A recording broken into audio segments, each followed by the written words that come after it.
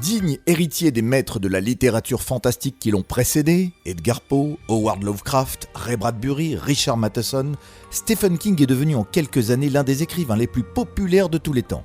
Mais résumer son œuvre aux monstres et aux horreurs qui émaillent ses pages serait faire fausse route. Car si la terreur imprègne chacun de ses récits, la force de son univers repose sur le réalisme et la crédibilité de ses personnages. C'est dans les années 70 qu'il écrit son roman Carrie, le premier qui sera vendu en librairie et le premier qui sera adapté à l'écran.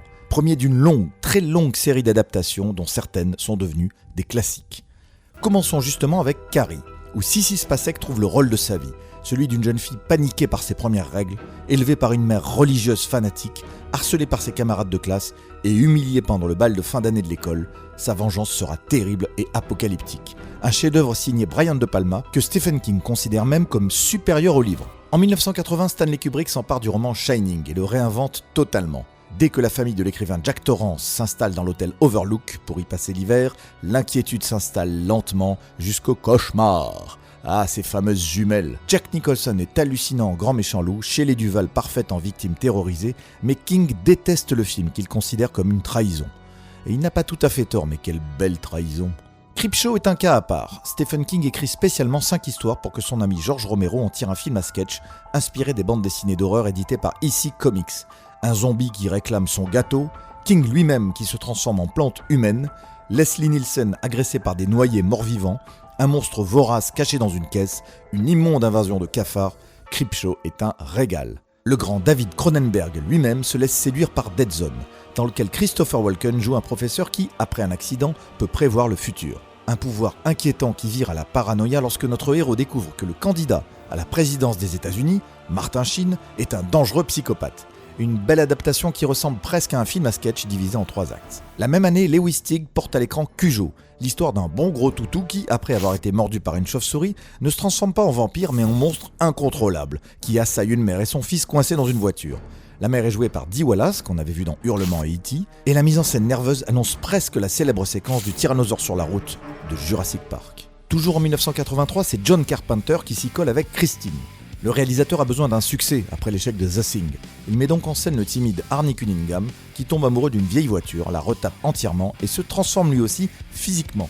Mais la voiture est vivante, agresse ses rivales et semble indestructible.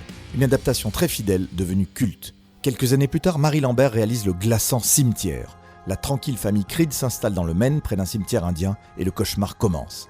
La mère a des visions de sa sœur décharnée, le père d'un de ses patients ensanglanté, puis les morts ressuscitent, d'abord le chat, et finalement leur fils cadet.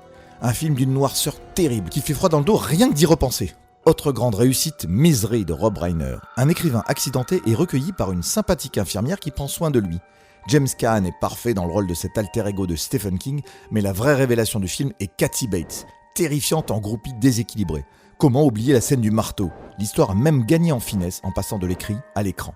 Mais l'une des plus belles adaptations de King est sans doute Les Évadés de Frank Darabont. Certes, ce n'est pas du fantastique, mais on ne peut pas ne pas citer cet extraordinaire plaidoyer pour la liberté porté par un duo d'acteurs magiques, Tim Robbins et Morgan Freeman. Finissons ce tour d'horizon avec le Ça d'Andrés Muschietti et sa bande de gamins disparates confrontés au clown Pennywise, qui cache sous son apparence souriante un monstre redoutable, capable de réveiller les phobies et les terreurs enfouies. Des jeunes acteurs très convaincants, une mise en scène élégante et une belle performance de Bill Skarsgård qui nous ferait presque, oublier celle de Tim Curry dans le téléfilm culte de 1990.